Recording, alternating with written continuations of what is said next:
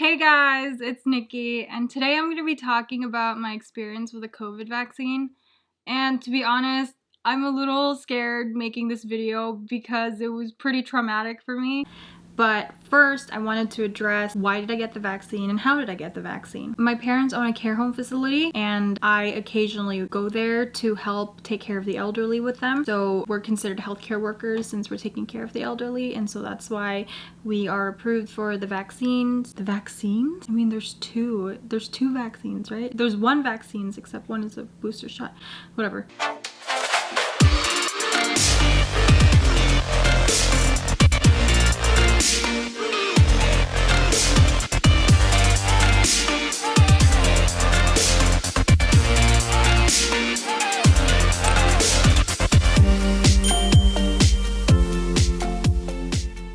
The first time that I got the vaccine was on January 20 something. The symptoms that I felt during that time were very minimal. I felt fatigued and muscle soreness, but I slept it off and I was fine the next day. The second vaccine, on the other hand, I just got that one last Thursday, the 18th of February, and that was very traumatic for me. I got the vaccine on a Thursday at 9 a.m. and I felt the symptoms at 8:30 p.m. the same day. The symptoms included vomiting, nausea, muscle soreness, oh for sure. And I tried going like this because this is where I got the shot. I still feel a little sore, but it's definitely not as bad as it was the first and the second night. So I went to sleep at 11:30 p.m. I then woke up at 1 a.m. I was violently shaking. I didn't know what was happening. I thought I was in a dream, or I thought it was like some form of sleep paralysis, because I do get sleep paralysis often. That part was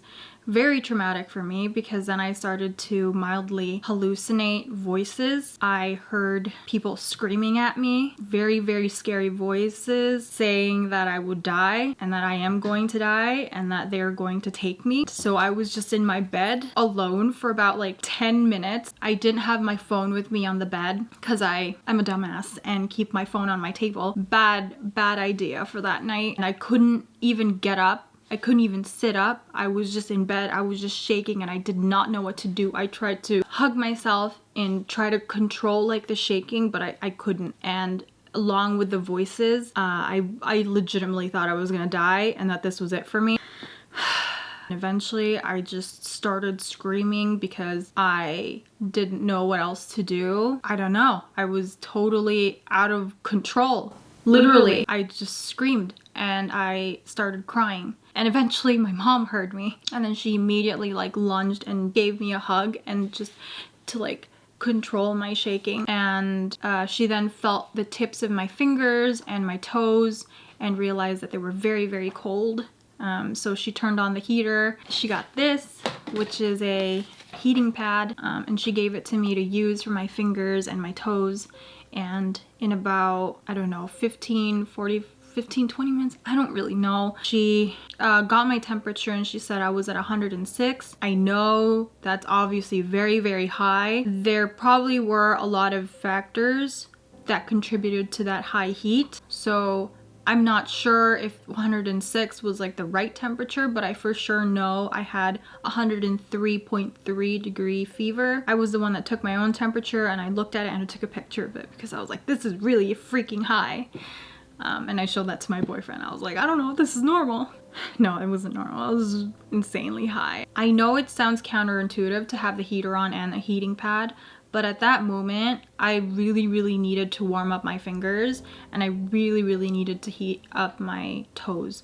And once those two got heated up, I stopped shaking. So, and then I turned off the heater and I removed the heating pad because then it was way, way too hot for me. That's when I actually started feeling hot.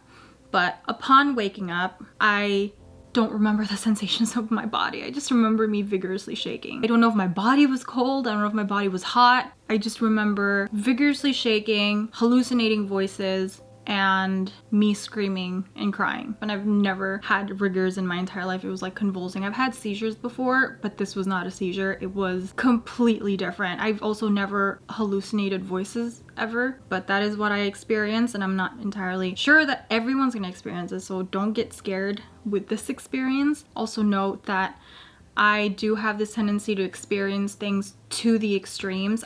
That's just how I am. My body is just very sensitive to things. I'm very sensitive to caffeine, to any medication, so I have to take the very smallest dose for me to feel the full effect. Yeah, I think I just had an extreme reaction to it. So about 2:30 or 3 a.m. I started to calm down. I stopped shaking at that point. I sort of returned normal, even though I had 103 fever. Then I woke up around 2 p.m. and the symptoms that I felt during that time was shortness of breath, because when I would stand up, I would start going like that was my reaction when I would stand up. I still had the fever, although not 103. I was about 101, and I could also barely keep my eyes open. I was cooking like this. I remember sticking my head in the freezer because my head was so hot, and I stuck my head in there and I was just like, oh my god, this feels so good. And then I went back to bed, and then I woke up at 9:30 p.m. and when I woke up I was sweating. And then my dad called me and told me I needed to go to work. I went to the office around 1 a.m. till 4 a.m. just like encoding data. My parents own a tax business, so it's very, very busy at this time. And now we're understaffed because I'm stuck at home, like recovering. The time frame of my fever was from 1 a.m. on a Friday, and it ended 9:30 p.m. same day. So I had it in less than 24 hours. The next day, Saturday, I didn't have the fever anymore. I had diarrhea, I had stomach pains, headaches, nausea. I still have diarrhea, but shout out to one of my mom's clients who told me to drink Claritin D. So yeah, that kind of fixed it. I didn't know that that was possible, but I also did drink a lot of Gatorade and also a lot of coconut water and lots of water. Yeah, so that was pretty much it. The weird thing now is like I have some nerve issues.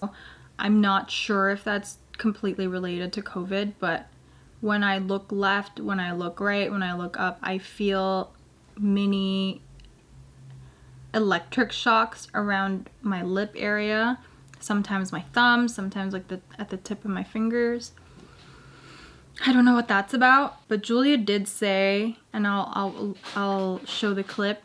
About a month ago, I had a really weird, mysterious sickness where I had a lot of like extreme like pain in the back of my neck, behind my eyes, and I have a lot of just nerve pain in my fingers and just all around. This weird nerve pain lasted for like 3 weeks probably, and at one point I felt so horrible I cried because it hurt so much. So and I got a COVID test when it came out negative, so maybe it wasn't it, but I also got it kind of late after this. I already had the symptoms for like 2 weeks. I got the COVID test. So in my mind, I feel like maybe I went through COVID without symptoms. And then as a side effect after COVID, a lot of people experience a lot of weird side effects after they go through COVID.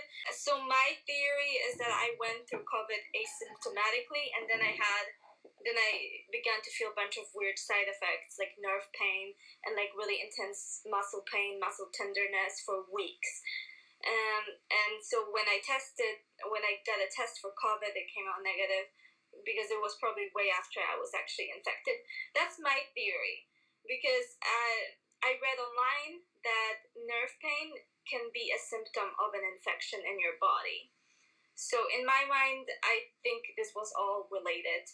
And so when I heard Nikki talking about her nerve pain after the vaccine, especially like she felt a little bit of it after the first one, and then it got worse after the second one, I thought, oh, maybe like the nerve pain is something that just happens commonly with COVID. Maybe it's not talked about a lot. Maybe it's a little rare. But I don't know. It's just a theory, and it's really weird. It's a really weird kind of pain that just is like all over and behind your eyes and like in weird places. It really freaks me out, and I still feel it a little bit like in my fingers now. But who knows? COVID is a weird-ass disease, and we don't really know that much. So this is just a theory. Disclaimer. This is a re-recording of the previous video. The other video, I was a complete mess. I was crying. So here, I'm a little bit more controlled, level-headed, so that's why I re-recorded, because I'm editing it, and I am just crying in that video. I was just really traumatized from the rigors. Like, I legitimately thought like I was losing control over my limbs. And like just like hearing like people screaming, like that was just so scary. And I don't want to go through that again. I mean, I know I won't, but it's just if anything, like I'm just really glad that I didn't go through it myself. Like, I'm just so happy that like my parents were there for me. I do not like feeling out of control. So me losing control over my limbs was just like traumatic thing. It was just horrible. At the end of the day, do I recommend you guys to still go get your booster shot? Yes, of course. I don't think my experience should deter you. You should be cautious of it and you should plan accordingly. I don't think that you should not take it just because I had like a really intense reaction to it. The only tips I can give you is after your booster shot, make sure you drink a lot of fluids, keep your phone with you at all times just in case you need help. Drink Claritin D to help with the diarrhea. Make sure you eat. Make sure you're around other people who can help you. Have like a buddy system or something. Shit was weird. Get the booster shot. Don't be afraid of it. I am one of 3 people that experienced symptoms. My cousin experienced symptoms, but my parents didn't. I think I'm the only one that experienced rigors. And I'll keep you guys updated for the nerve thing. Follow me on TikTok. I finally made a TikTok at NC Bloomberg. Yeah, follow me there. I did updates on my COVID videos. What? I did updates on my symptoms there. And yeah, okay. Well, thanks for watching and stay healthy and safe, okay? We'll see you next time.